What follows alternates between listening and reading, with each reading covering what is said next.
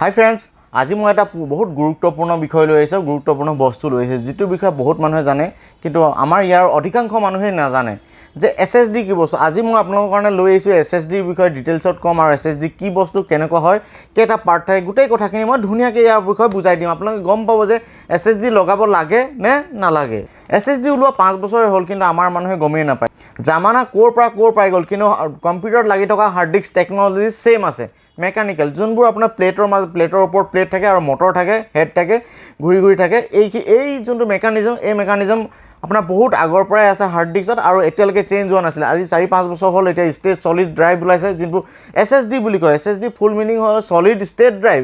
ইয়াৰ speed বহুত, আচলতে এইখন উলিয়াইছে স্পীডৰ কাৰণে। আৰু এতিয়া আমি ইয়াৰ আনবক্সিং কৰি মই এখন যোনখন আনিছোঁ টপ লেভেল, যোনখন M.2 স্লটত লাগে, NVMe যোনটো SSD হয়, এইখনো মই আপোনালোকক এতিয়া দেখাই লোৱাৰ পিছত মই ইয়াৰ বিষয়ে গোটেই সম্পূৰ্ণ ডিটেইলছত কম, কেনেকুৱা লগাব লাগে নে নালাগে, মেকানিক্যাল হাৰ্ড ডিস্ক থাকিলে ঠিক হ'ব নে আপোনাৰ SSD লগাব লাগে। আহক এতিয়া ভিডিঅ'টো আমি চাই লওঁ এবাৰ।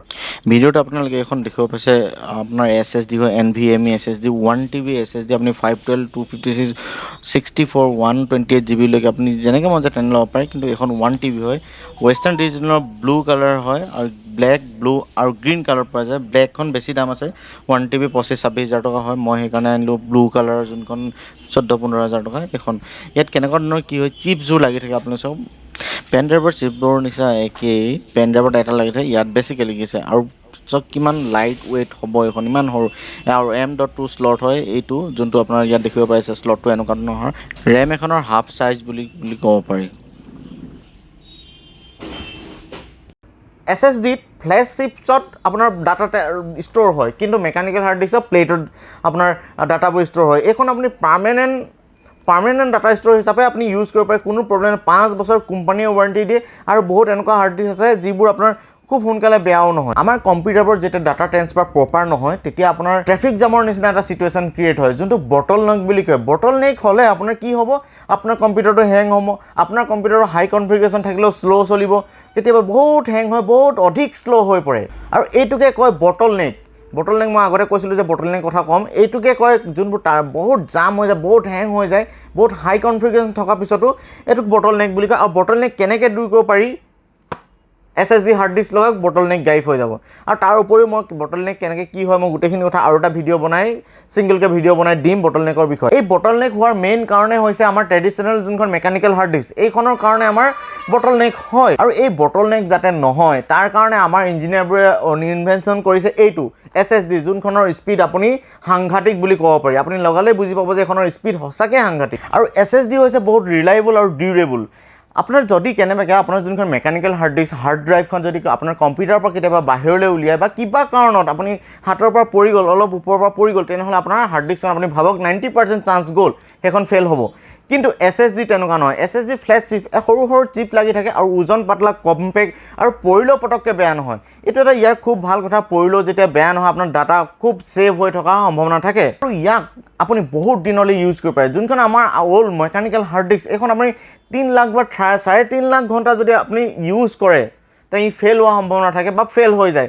কিন্তু SSD তেনেকুৱা নহয়। SSD তাৰ 10 গুণ ওপৰত, 15 লাখ ঘণ্টা আপুনি ইউজ কৰিলেও বেয়া নহয়। কিন্তু বা 15 লাখ ঘণ্টাৰ ওপৰত যদি ইউজ কৰি থাকে, একেৰাহে কণ্টিনিউৱাছ 15 লাখ ঘণ্টা যদি ইউজ কৰে, বেয়া হোৱাৰ চান্স থাকে।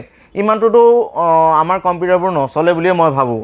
এতিয়া মই কওঁ SSD ৰিকুৱাৰমেণ্ট আৰু ইয়াৰ বেনিফিটবোৰৰ। আমাৰ ডে টু ডে লাইফত যেতিয়া আমি কম্পিউটাৰ ইউজ কৰা সময়ত আপুনি গমেই নাপাব যে পাৰ ছেকেণ্ডত থাউজেণ্ড অফ এমাউণ্ট আমাৰ ইউজ হৈ থাকে। এই 4K ফাইল ইউজ হৈ থাকে। এই 4K ফাইলবোৰ ইউজ কৰাত এই SSD কিন্তু 1 নম্বৰ। আপোনাৰ হাৰ্ড ডিস্কত যিমান স্পীডত 4K file read and right কৰিব পাৰে, কিন্তু SSD লগালে আপোনাৰ তাতোতকৈ বহুত বেছি ক্ষমতা বাঢ়ি যায়, আপোনাৰ পাৰফৰ্মেঞ্চ বহুত বাঢ়ি যায়। আপুনি এবাৰ SSD লগাই চাব, তেতিয়া গম পাব ইয়াৰ স্পীড। আপোনাৰ কম্পিউটাৰত যদি ডুৱেল কোৰ, ডুৱেল কোৰ, i3, i5 যিয়ে থাকক, আপুনি লগাওক, আপোনাৰ কম্পিউটাৰ পাৰফৰ্মেঞ্চ অট'মেটিকেলি বাঢ়ি যাব।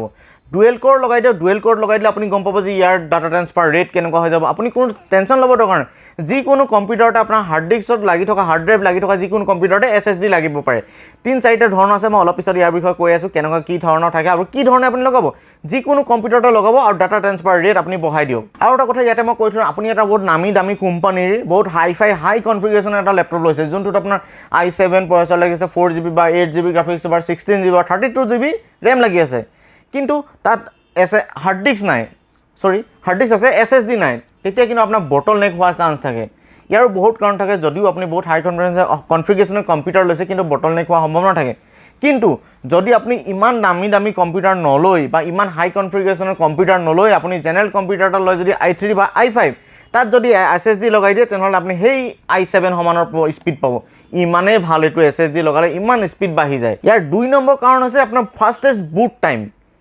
আপোনাৰ যদি মেকানিক্যাল হাৰ্ড ডিস্ক ওল্ড মডেলৰ হাৰ্ড ডিস্ক যদি লাগি থাকে 12 মিনিট বা 15 মিনিট বা 1 মিনিট ধৰিকে লাগি যাব পাৰে কিন্তু ইয়াত তেনেকুৱা নহয় ইয়াত আপোনাৰ খুব বেছি 8 বা 10 ছেকেণ্ডৰ মেক্সিমাম 10 ছেকেণ্ডৰ ভিতৰত এই লেপটপটো আপুনি এই SSD লগালে লেপটপটো আপোনাৰ অন হৈ যাব অন হোৱাৰ লগে লগে কিন্তু চলাব পাৰি আমাৰ যিবোৰ আগতে লেপটপ আছিলে বা ডেস্কটপ আছিলে এইবোৰত কি হয় অন হোৱাৰ পিছতো আপোনাৰ অলপ সময় ৰখি থাকিবলৈ নন ৰেছপন্সিভ আপোনাৰ সময় থাকে যিখিনি সময়ত আপোনাৰ চাৰ্কুলেটাৰ ঘূৰি থাকে এইখিনি সময়ত আপুনি ৰিফ্ৰেছ কৰিব বা কিবা কৰিব বৰ পটককৈ আপোনাৰ ক্লিকখন পপআপটো খোল খাই নাহে কিন্তু ইয়াত তেনেকুৱা নহয় টাৰ্ণ অন আপোনাৰ কম্পিউটাৰ টাৰ্ণ অন হোৱাৰ লগে লগে আপুনি খুব বেছি 2 বা 3 ছেকেণ্ডৰ ভিতৰতে আপুনি যিকোনো এপ এটা খুলি দিয়ক লগালগ খোল খাই যাব লগতে আৰু এপ অপেনিং স্পীড আপোনাৰ বহুত ভাল আপুনি যদি গেম ইউজ কৰে বা গেম খেলি খুব ভাল তেনেহ'লে SSD আপোনাৰ কাৰণে খুবেই প্ৰয়োজন আৰু লগাবই এতিয়া আপুনি গেম খেলিব খুব ফাষ্ট মুভমেণ্টৰ দৰকাৰ হয় আৰু সৰু 4K ফাইল থাকে যিবোৰ সৰু বহুত ফাইল থাকে গেমবোৰত সেইবোৰ ৰিড এণ্ড ৰাইট কৰিবৰ কাৰণে SSD বেষ্ট আৰু গেম খেলিবলৈ আপোনাৰ বহুত স্মুথ পাব আৰু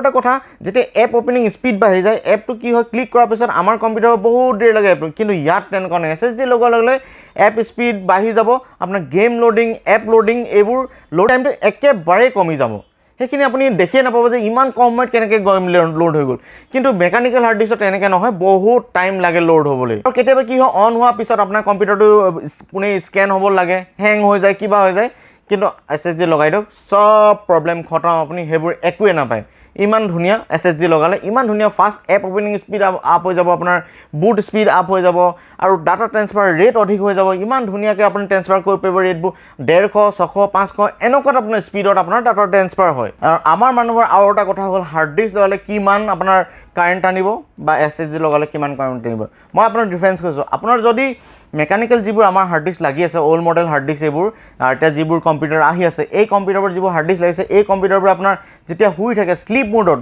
8 to 9 ৱাট খায় আৰু আপোনাৰ ফুল ৱৰ্ক যদি দিয়ে 12 বা 13 ৱাটলৈকে টানে কিন্তু SSD জানি আপুনি হেৰান হৈ যাব যে ই কিমান টানে 0.5% অনলি 0.5% আপোনাৰ যেতিয়া আইডল মোড আপোনাৰ স্লিপ মোডত থাকে আৰু যেতিয়া অন হয় ফুল কামত যদি আপুনি লগাই দিয়ে ইয়াক 3 to 4 ৱাটহে আপোনাৰ কাৰেণ্ট টানিব ইমান কম কাৰেণ্ট খায় আৰু কেইটামান ইয়াৰ গুণ আছে যেনেকৈ আপোনাৰ বহুত হিট কম হয় হিট একেবাৰে নাই আপোনাৰ কম্পিউটাৰ যদি বহুত হিট হৈছে তেনেহ'লে SSD লগাই দিয়ক হিট গায়ব একেবাৰে টোটেলি গায়ব হৈ যায় একদম চাইলেণ্ট নইজ নাই আপুনি মেকানিকেল হাৰ্ড ডিস্ক কি হয় প্লেটৰ কেতিয়াবা চাউণ্ড টুক টাক চাউণ্ড ঘ বা চাউণ্ড আহি থাকে নইজ একেবাৰে নাই কাৰণ কেলৈ এটা পেনড্ৰাইভৰ নিচিনা বস্তু পেনড্ৰাইভটো আপোনাৰ কম্পিউটাৰ লগালে কিনো চাউণ্ড হয় তেনেকুৱা ধৰণৰ বস্তু ফ্লেছ চিপছ ইয়াত লাগি আছে যিবোৰ একদম সৰু চিপছ হয় আপুনি মই দেখাইছিলোঁ ভিডিঅ'ত আপুনি চালে চাগে কেনেকুৱা হয় একদম লাগি থাকে এইবোৰৰ কাৰণে আপোনাৰ নইজ একেবাৰে নাই আৰু কি হয় ভাইব্ৰেশ্যন নাই ভাইব্ৰেশ্যন একেবাৰে নাই আপোনাৰ কম্পিউটাৰটো মুঠতে একদম ডেড চাইলেণ্ট নিচিনাকৈ আপোনাৰ চলিব আৰু এটা কথা হ'ল বহুত কম্পেক্ট যোনখন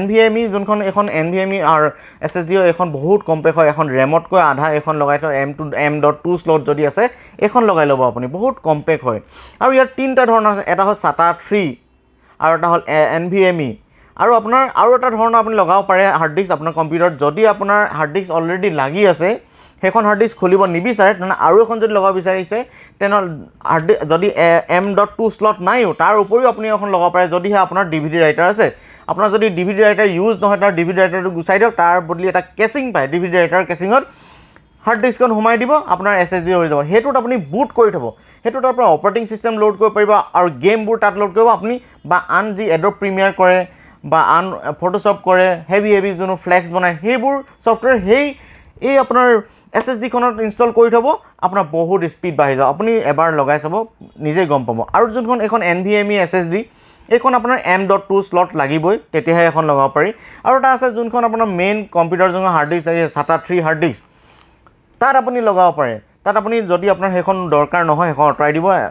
ডাঙৰ ফুল চাইজৰ এখন SSD পায়, তাত যোনখনৰ ভিতৰত মেকানিকেল হাৰ্ড ডিস্কৰ নাথাকে, ট্ৰেডিশ্যনেল হাৰ্ড ডিস্কৰ নিচিনা চিষ্টেম নহয়, তাত চিপছ লাগি থাকে, যিবোৰ এইটোৱে চিপছ হয় কিন্তু ফ্ৰেমটো ডাঙৰ দিয়ে যাতে আমাৰ কম্পিউটাৰত ফিট হৈ যায়। সেইখন লগাব, সেইখন লগালেও একে স্পীড পাব। ফ্ৰেণ্ডছ, আপোনালোকে SSD মোৰ মতেতো লগাবই লাগে, ডেফিনেটলি আপোনালোকে লগাবই লাগে।